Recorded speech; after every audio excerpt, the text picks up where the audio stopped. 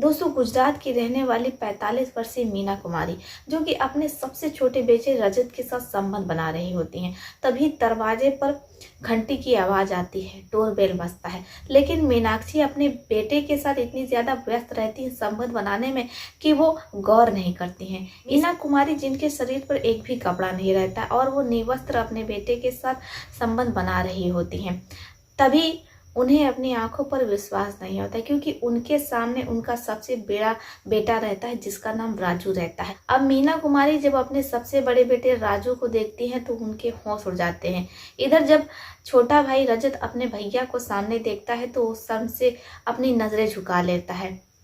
अब रजत अपनी माँ और अपने छोटे भाई से सवाल करता है, लेकिन ना तो रजत के पास अपने भैया के सवालों का जवाब होता है और ना ही मीना कुमारी के पास अपने बेटे को कहने के लिए कुछ भी होता है। इसके बाद मीना कुमारी अपने कपड़े पहनती है और वो किचन में काम करने चली जाती है। हद तो तब हो जाती है जब रजत की नज़र भी अपने माँ पर गंदी पड़ जाती है, लेकिन हद तो तब हो जाती है जब रजत अपनी माँ को ही ब्लैकमेल करने लगता है कि वो अगर उसके साथ वही सब कुछ नहीं करेगी जो उसके छोटे भाई रजत के साथ कर रही थी तो वो उनका वीडियो पड़ोसियों को दिखा देगा। अब जैसे ही मीना कुमारी ये सुनती हैं तो वो काफ़ी ज़्यादा डर जाती है। अब ना चाहते हुए भी मजबूरी में उन्हें अपने बड़े बेटे रजत के साथ ये सब कुछ करना पड़ता है। लेकिन जब ये बात मीना कुमारी के तीसरे बेटे को लगती है जिसका नाम गुड्डू रहता है, वो मंझला रहता है, तब वो अपनी माँ और अपने इन दोनों भाइयों के साथ जो करता है, जब आप पूरी कहानी सुनेंगे तो आपके होश उड़ जाएंगे, पैरों तले जमीन खिसक जाएगी। आप भी सोच में पड़ गए होंगे कि भला एक माँ अपने दो बेटों के साथ संबंध कैसे बना सकती है और वो दोनों बेटे अपनी माँ के साथ ऐसा कैसे कर सकते हैं। लेकिन जब आप पूरी कहानी सुनेंगे तब आपको सच समझ आएगा और आप होश के नाखून थाम लेंगे। हम आपको पूरी कहानी सुनाएंगे, इस रात से भी पर्दा उठाएंगे, लेकिन उससे पहले हम आप लोगों से कुछ कहना चाहते हैं। हमारा चैनल नया है, आप लोगों के प्यार के सपोर्ट की बेहद ज़रूरत है। अगर आप लोगों ने अभी तक हमारे चैनल को सब्सक्राइब नहीं किया है तो कर लीजिए। साथ ही कमेंट बॉक्स में आप लोग अपना अपने शहर का नाम भी लिखिए ताकि हमें पता चल सके हमारा वीडियो कहाँ से देखा जा रहा है और कहाँ तक पहुँच रहा है। कुछ दोस्तों ने अपना नाम लेने को कहा था। अलीगढ़ से निहाल जी, कुसुम वर्मा, निरंजन जी, आलोक कुमार, आशुतोष जी, तेलंगाना से रिनमल जी, किरण जी, कुसुम यादव, राहुल जी, अफसाना खान, निहाल, आशुतोष मिश्रा, दीपक कुमार जी, आप सभी का कमेंट करने के लिए दिल से धन्यवाद। जिन दोस्तों का नाम मैं अपनी वीडियो में नहीं ले पाई, मैं पूरी कोशिश करूंगी कि उनका नाम मैं अपनी अगली वीडियो में लूं।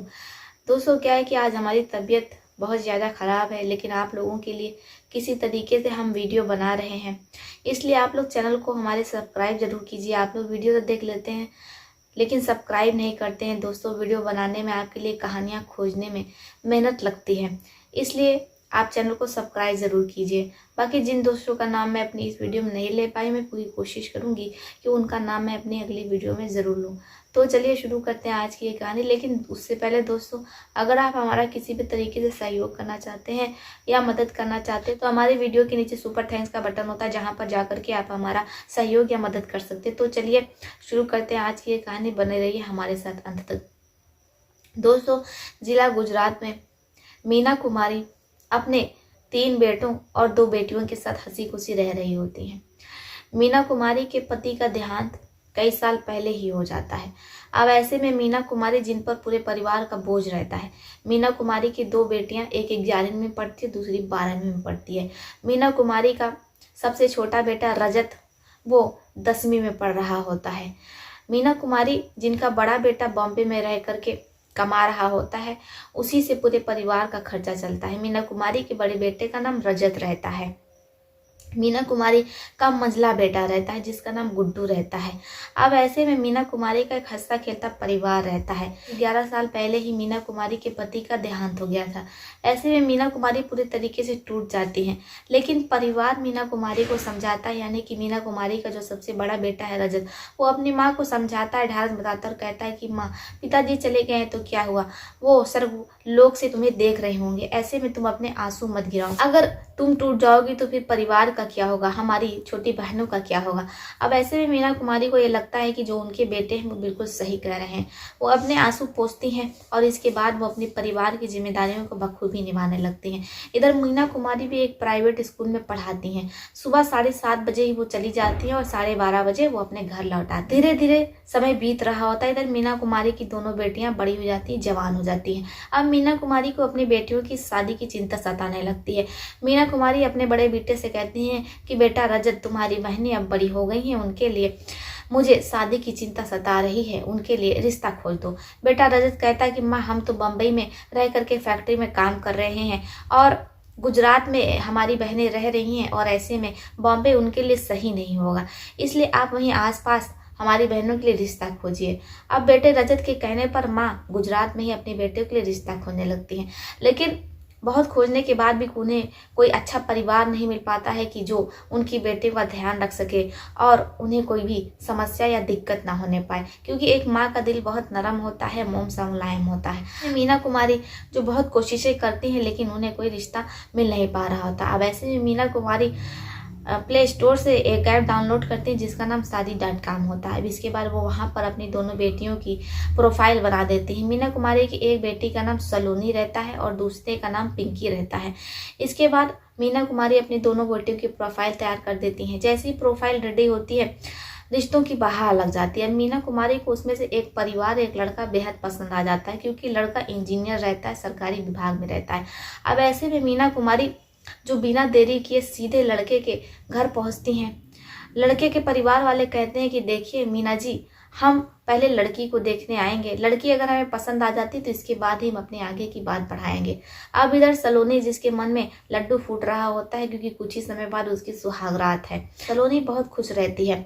अब बुधवार के दिन सलोनी को देखने लड़के वाले आते हैं। लड़के वाले एक बार में सलोनी को पसंद कर लेते हैं, क्योंकि सलोनी जो तंदुरुस्त रहती है, हरी भरी रहती है, मोटी रहती है। अब ऐसे में एक बार में ही सलोनी का होने वाला पति मोहन सलोनी को पसंद कर लेता है। जैसे ही लड़का लड़की को पसंद करता है तो दोनों परिवार एक दूसरे का मुंह मीठा करने लगते हैं। इसके बाद बुधवार के दिन सन 2014 सलोनी और मोहन की शादी पक्की हो जाती है। दोनों परिवारों में शादी की तैयारियां जोरों शोरों से चलने लगती हैं। दोनों परिवार शादी की तैयारी में जुटे रहते हैं, लेकिन कहते हैं कि कब खुशियों को किसकी नजर लग जाए ये कोई नहीं जानता है। मीना कुमारी अपने सभी रिश्तेदारों में, आस पड़ोस में शादी का कार्ड बांट देती हैं। सभी खुश रहते हैं कि चलो, जिसके सर पर पिता का साया नहीं उसकी बिटिया अब अच्छे से विदा हो जाएगी। परिवार भी बहुत अच्छा है और भाग्य वाली लड़की है सलोनी, जिसे कि सरकारी विभाग में काम करने वाला एक लड़का मिला है जिसकी सरकारी नौकरी है। बारात आने में केवल एक दिन बचा होता है। सलोनी, जिसके मन में तरह तरह का ख्याल आ रहा होता है कि जब वो अपने पति मोहन के घर जाएगी तो मोहन कैसे उसके शरीर से एक एक करके पूरे कपड़े निकाल लेगा, उसे तो बहुत शर्म आएगी। सलोनी मन ही मन शर्मा रही थी, लज्जा रही होती है, लेकिन कहते हैं कि भाग्य का लिखा कोई मिटा नहीं सकता है। तभी सलोनी की माँ मीना कुमारी के मोबाइल पर घंटी बजती है। अब जैसे ही वो फ़ोन उठाती हैं तो परिवार का जीवन और ज़िंदगी, खुशियाँ दोनों बदल जाती हैं। क्यों? क्योंकि सलोनी के होने वाला पति मोहन, जिसका कार एक्सीडेंट में मौत हो जाती है। अब जैसे यह सूचना परिवार को लगती है तो परिवार में रोना पीटना मच जाता है, क्योंकि सुबह बारात आने वाली थी और बारात आने से पहले ही दूल्हे की मौत हो जाती है। अब ऐसे में रिश्तेदार, आस पड़ोस वाले सलोनी और उसकी माँ को ताने मारते हैं, तरह तरह की बातें कहते हैं कि जिस पर भी इन लोगों का साया पड़ता है वो बर्बाद हो जाता है। लेकिन सलोनी की माँ इन सब चीज़ों को नज़रअंदाज करती इधर सलोनी पूरे तरीके से टूट जाती है। किसी तरीके से मीना कुमारी अपनी बेटी सलोनी को समझाती है। सलोनी और अपनी छोटी बेटी पिंकी को अपने बड़े भाई यानी कि उन दोनों के मामा के घर भेज देती हैं। अब वो दोनों वहीं रह रही हैं। इधर मीना कुमारी जो घर में अकेले रहती हैं, उन्हें कुछ समझ में नहीं आता है कि वो करे तो क्या करे। मीना कुमारी एकदम अकेले हो जाती हैं। ऐसे में वो अक्सर अपने बेटे रजत के पास जाया करती हैं, जो कि उनका सबसे छोटा बेटा रहता है। लेकिन मीना कुमारी, जिनका अपने ही बेटे पर नियत बिगड़ जाती है, मीना कुमारी के पति को गए हुए इस दुनिया से 10 साल से ज्यादा हो जाता है। अब ऐसे में मीना कुमारी, जिन्हें पति सुख नहीं मिल रहा होता है, एक तरफ तो वो डिप्रेशन का शिकार और तन्हाई का शिकार हो जाती हैं, क्योंकि आस पड़ोस वाले रिश्तेदार उन्हें ताना मार रहे होते हैं और कोई भी ऐसा नहीं था जिससे कि मीना कुमारी कुमारी अपना सुख दुख कह सके।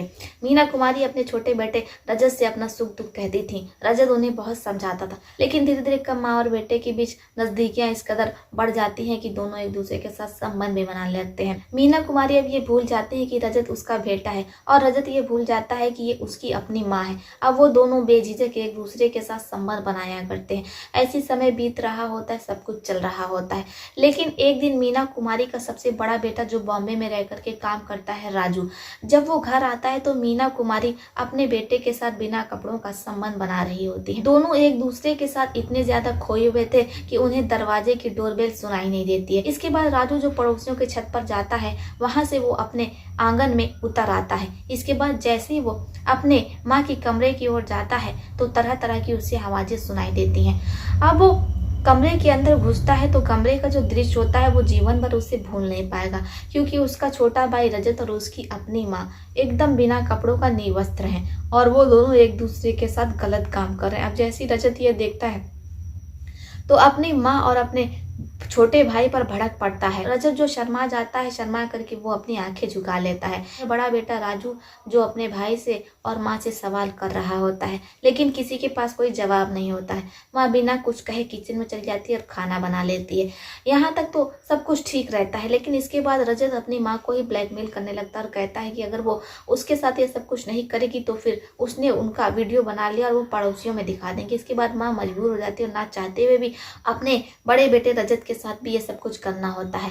अब दोनों बेटे अपनी ही माँ के साथ गलत काम करते हैं। मीना कुमारी को क्या चाहिए था? 11 साल पहले उनके पति का निधन हो चुका था। ऐसे में मीना कुमारी बेझिझक अपने बेटों के साथ ये काम कर रही होती है। अब ऐसे समय बीत रहा होता है, 2 साल से ज्यादा हो जाता है, लेकिन तभी मीना कुमारी का जो मंझला बेटा रहता है जिसका नाम गुड्डू रहता है, वो घर पर आता है। जब वो घर पर आता है तो मीना कुमारी अपने दोनों बेटों के साथ संबंध बना रही होती है।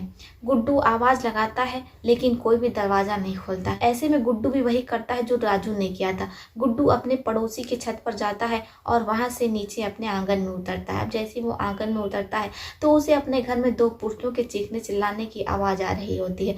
इसके बाद वो तेजी से अपनी माँ के कमरे की ओर दौड़ते हुए जाता है तो वहां अपने दोनों भाई को और माँ को इस अवस्था में देख करके उसके पैरों तले जमीन खिसक जाती है, उसके होश उड़ जाते हैं। वो अपने माँ और दोनों भाइयों से तरह तरह का सवाल करता है। बात यहाँ तक पहुँचती है कि दोनों भाइयों और माँ में हाथापाई होने लगती है। माँ गुड्डू से कहती है, देखो बेटा, जो तुम्हारे दोनों भाई कर रहे हैं तुम भी वो हमारे साथ कर सकते हो, हमें कोई इसमें आपत्ति नहीं। लेकिन गुड्डू जैसे ही ये सुनता है तो वो अपनी माँ पर ही हाथ उठा देता है, क्योंकि उसकी माँ इतनी गलत बात बोल रही थी। मीना कुमारी को ये लगा कि जैसे उसके दोनों बेटे उसके इशारे पर नाच रहे हैं, उसके साथ ये सब कुछ कर रहे हैं, वैसे गुड्डू भी उसके साथ ये सब कुछ करेगा और मामला शांत हो जाएगा। लेकिन गुड्डू जिसे रिश्तों की समझ थी, रिश्तों की परख थी, और वो ये जानता था कि पवित्र रिश्तों को तार तार नहीं किया जाता है, इसलिए गुड्डू ऐसा कुछ नहीं करता है। अब इसके बाद वो सीधा थाने पहुँचता है, अपने दोनों भाइयों और अपने माँ के खिलाफ FIR दर्ज करवा देता है। इसके बाद पुलिस जब पूरा मामला सुनती है तो उसके पैरों तले जमीन खिसक जाती है।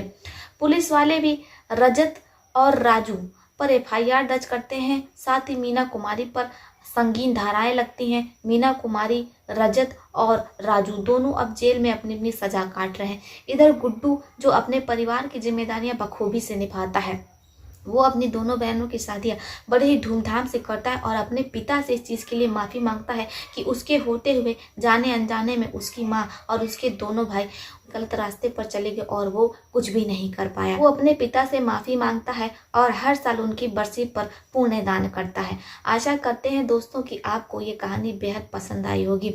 रिश्तों को तार तार कर देने वाले लोग जो अपनी ज़रूरतों के पीछे इतने ज़्यादा अंधे हो जाते हैं कि वो ये भी भूल जाते हैं कि उनका उनसे क्या रिश्ता है। अब ऐसे में जो मीना कुमारी ने अपने दोनों बेटों के साथ किया वो बिल्कुल गलत था। आपका इस कहानी पर क्या सोचना है, आपकी क्या राय, आप हमें कमेंट बॉक्स में लिख सकते हैं। तो चलिए फिर चलती हूँ, मिलती हूँ आपसे किसी और कहानी में। तब तक के लिए आप अपना और परिवार का ध्यान रखिए। आदाब, सत श्री अकाल, नमस्कार। दोस्तों, अगर आप हमारे वीडियो को देख रहे हैं तो बिना सब्सक्राइब के नहीं जाइएगा।